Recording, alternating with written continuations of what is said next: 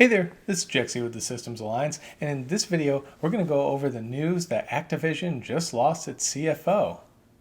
Wait, what was that?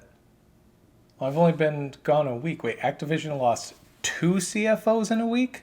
Yeah, I guess so.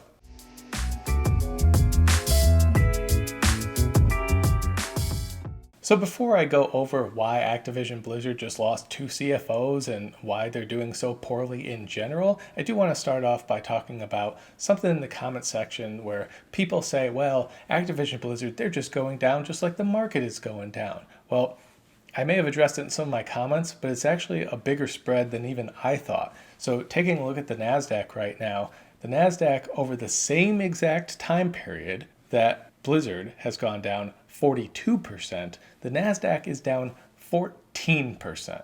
So in other words, if everything were flat, if the market were just flat, that would mean Blizzard has dropped 28% in that time period. 28% is a massive drop. That's a huge drop for anyone. But the fact that they're not just riding the wave of tech going down, or not all tech companies are going down, they're actually 28% worse than the average. So the fact that they're down 42% is not something to be ignored because they're in it for a reason. And now, why are they in it for a reason? Call of Duty, despite selling 500 million units in its launch, was still considered a disappointment by Activision Blizzard, and they said so on their earnings call. And why was it a disappointment? Well, it was considered a disappointment because it didn't sell as many units as previous installments. But why didn't it? Well, they took out the single player mode, which half their audience played only. So you eliminated half your audience, and just because you put in a Battle Royale mode doesn't mean you're going to bring in a bunch of Battle Royale players. So even though a bunch of players have said, oh, great, PUBG, it's a little better than PUBG, I mean, everyone's already over at Fortnite and other games. But then you also include Destiny 2, which is also a financial disappointment for them. And why? Well, because they made it pay to win. They made the grind insane unless you pay for loot boxes on the chance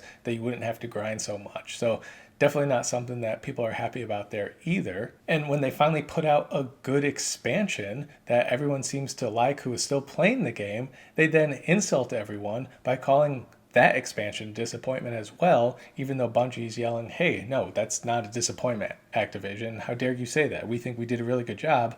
Activision doesn't care that it's a good job. They just care that the sales aren't that good. But they're not good because they killed their own player base first. So why would they be good? Then add on to that Overwatch, that growth is slowing. Add on to that Warcraft, that growth is slowing. And then on top of that, throw in Diablo Immortal, and they just lost their entire fan base in one fell swoop. So it's just been really rough for Activision Blizzard, but rightfully so, given their business decisions. And the games I mentioned, that's just the tip of the iceberg, and I can go more into a later video. But to start on the CFOs, first, the Activision CEO, Spencer Neumann, abruptly leaves.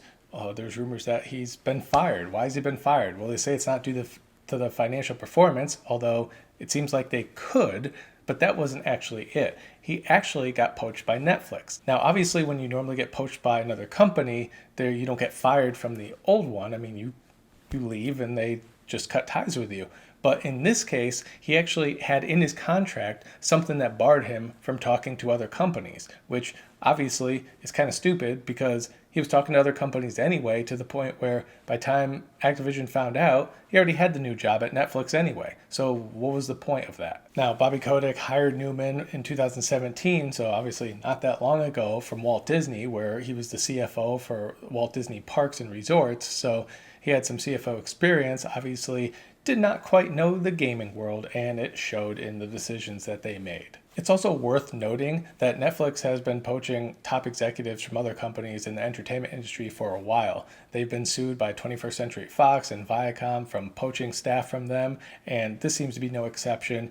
They're not stopping, so obviously the lawsuits don't mean anything to them. They're getting the people that they want. So at the end of the day, they're doing okay for themselves, and they definitely want other people in them because they see the competition coming down the road from the likes of a Disney who's creating their own streaming service. WB looks to be creating their own streaming service with DC, and that's just one of them, and they have tons of properties. So Netflix needs these people, or at least they think they need these people. Obviously, Activision's troubles started with decisions that were made before Neumann, but he didn't help. Now, I mentioned this in a previous video about all these execs leaving Activision Blizzard. I'm like, hey, they're going to leave in like just a couple years anyway.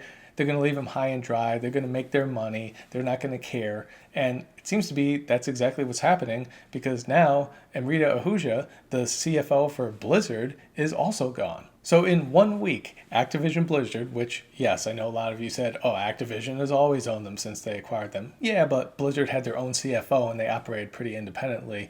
Obviously less so lately, and well, actually none at all anymore. But who knows what's going to happen with these two CFOs who are now gone?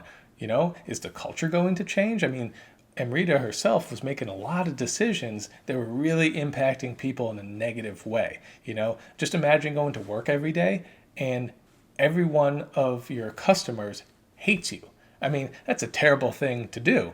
That's like working at a Wells Fargo or something like that. I mean, that's got to suck. And from talking to people who have current experience, it does suck. So Ahuja obviously did not have anything in her contract, because when she left to Square. There was no firing or lawsuits or anything like that. And Square is a financial company. They have financial apps. They do other stuff. But so maybe that's more up her alley, because obviously running a gaming company and their financials didn't seem to be her strong point, just as it wasn't the other CFO's strong point. So things are pretty interesting right now for the CEO, Bobby Kotick. I mean, he's still in charge. So does that mean the culture is going to change? Probably not. But does it give him maybe a little bit of a wake-up call? Because it's actually not just those two who left either. Former Hearthstone director Ben Brode and several of his co-workers just left to start their own company. Their new indie studio company is called Second Dinner, and the first game that they're working on is going to be a Marvel game. So that's a pretty big score for anyone to get, never mind a studio that just opened up. But